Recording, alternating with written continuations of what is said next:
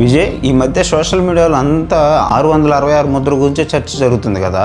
అసలు దీని వెనుక బైబిల్ ఏం చెప్తుంది? అవును, ప్రకటన గ్రంథం 13వ అధ్యాయంలో దీని గురించి ఉంది.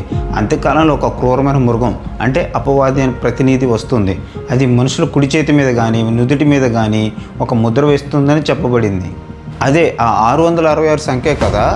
మరి ఆ ముద్ర లేకపోతే ఏమవుతుంది?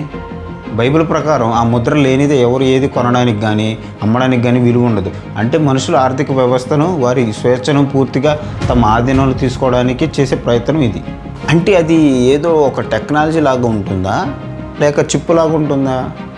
చాలామంది అలానే అభిప్రాయపడుతున్నారు. కానీ ఇక్కడ మనం గమనించాల్సింది టెక్నాలజీ కంటే ఆ ముద్ర వెనుకున్న విధేయత గురించి. దేని వైపు ఉంటామా లేక ఆ మృగం వైపు ఉంటామా అనేది ఇక్కడ అసలు పరీక్ష. అవును, ఆ ముద్ర వేయించుకున్న వారు దేవుని తీర్పుకు గురవుతారని కూడా చదివాను. ఖచ్చితంగా. అందుకే భయం కంటే భక్తి ముఖ్యం. లోకంలో వచ్చే మార్పుల గురించి అవగాహన ఉండాలి, కానీ దేవుని వాక్యం మీద నమ్మకం ఉంటే దేనికి భయపడాల్సిన అవసరం లేదు. నిజమే విజయ్, వాక్యాన్ని లోతుగా అర్థం చేసుకుంటేనే ఇలాంటి విషయాల మీద స్పష్టత వస్తుంది.